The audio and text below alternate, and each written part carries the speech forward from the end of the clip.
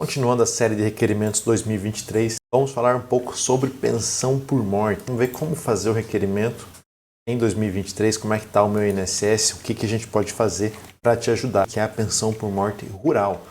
O que a gente pode fazer, sofreu com essa situação na sua família, você que está procurando receber essa pensão por morte rural, o que você precisa para conseguir esse benefício. Então, vou dar entrada no requerimento, na verdade, vou simular um requerimento aqui, para você entender um pouco como que funciona.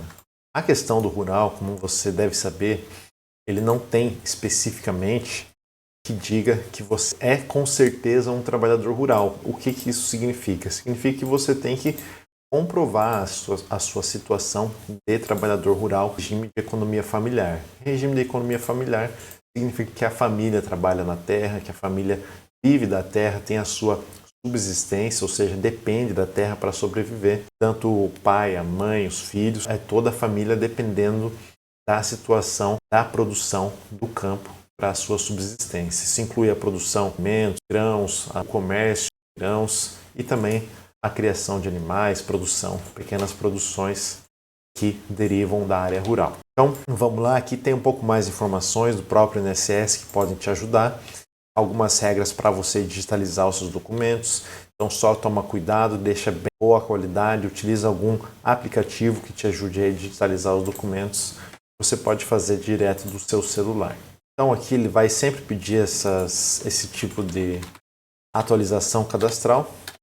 Vou atualizar meu cadastro aqui. Deseja acompanhar o processo pelo meu INSS, Central 135 e-mail, sim. Adiciona o seu e-mail também, você deve ter algum cadastrado.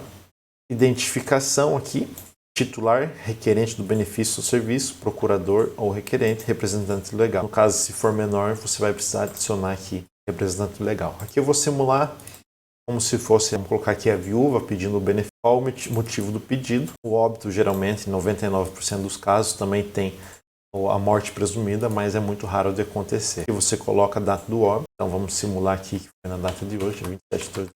Qual o motivo do acidente? Não. Dados do falecido, aí você vai preencher dados. Se estava recebendo algum benefício previdenciário, às vezes ele estava em auxílio-doença, poderia já estar aposentado ou não. E aí que se você coloca assim, ele fala aqui a questão de saque. Então, caso aconteça alguma coisa nessa situação na sua família, a recomendação é que você não saque, espere regularizar o benefício. A gente sabe que é um momento complicado, vai precisar de um dinheiro, mas é importante não fazer aqui para você não ter problemas aí depois com a Previdência. Aí tem mais algumas informações sobre a sua condição pessoal, se é incapaz, se você é inválido, tem alguma deficiência, você vai preencher aqui conforme a sua necessidade e isso vai influenciar no seu benefício também. Qual a relação da pessoa falecida?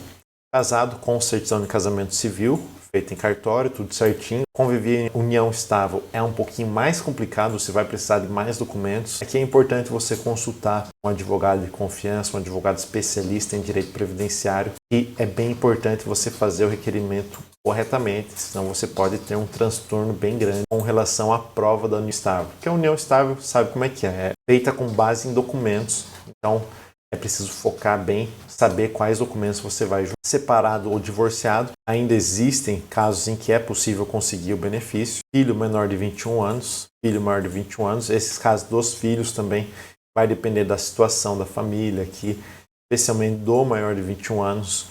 Aqui é do filho que pede para o pai, então o filho falece e o pai e a mãe se tornaram dependentes da pessoa falecida, ou seja, uma inversão. Então, geralmente o filho depende do pai, mas com o passar dos anos, com a idade, o filho acaba se tornando responsável pelos pais. Também tem os casos dos irmãos, mais ou menos a mesma situação. Também tem os equiparados, enteado, menor tutelado e outros casos não se enquadram aqui e você vai poder preencher.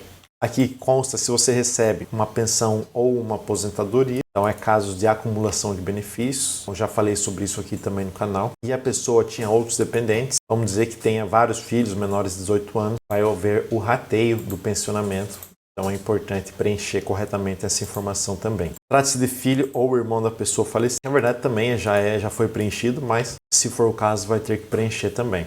E aqui os dados dos beneficiários aqui, tem que preencher também. E finalmente, se você estiver recebendo outro benefício do INSS que não possa ser pago junto com a pensão, concorda com a cessação do menos vantajoso e a consignação, desconto do pagamento. Então isso aqui também, se você já tem benefício, é importante você também consultar aqui um especialista para ver as hipóteses de acumulação de benefício, valores, a redução, eventuais reduções, escolhas, e às vezes até não vale nem a pena fazer o requerimento. Então às vezes você vai lá, vai fazer uma consulta e vai ver que não vale a pena nem você dar início, sabendo que você vai ter prejuízos aqui nas suas acumulações de benefícios. E aqui os anexos, como eu falei antes, você tem que escanear os seus documentos. Então você vai tirar foto, escanear, transformar em PDF, lembrando tem que ser menos de 5 MB, e vai adicionar os documentos. Então a procuração, termo de responsabilidade também não é o caso. Aí documentos de identificação, documentos de CPF, dos dependentes, certidão de óbito. É importante fazer frente e verso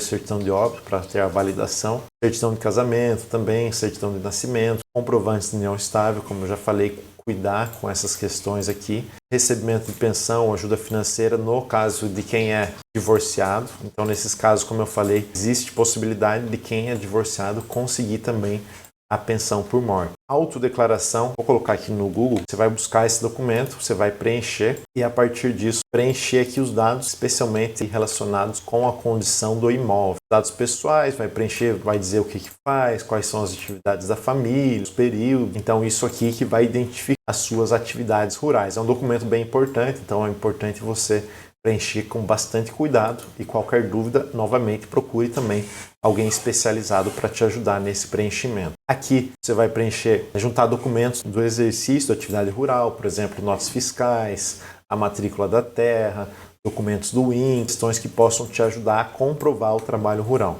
Declarações de outro regime de previdência também, se for o caso. Carteiras de trabalho da pessoa falecida, se precisar também. Comprovantes de exercício da atividade de serviço público, também não vai ser o caso. GPS também, a princípio, não vai ter, porque como o trabalhador rural não tem recolhimento, não vai precisar. E aqui outros documentos que você achar pertinente, vai avançar e ele já vai escolher aqui a unidade do INSS. Tem algumas burocracias, eu não vou conseguir avançar porque é só uma simulação, eu não vou ter aqui os documentos, mas a partir desse passo aqui é bem tranquilo. Lembrando aqui, questões de união estável, rurais são um pouco complexas, mas é possível você fazer individualmente. E na dúvida, procure um auxílio. Um abraço e até a próxima.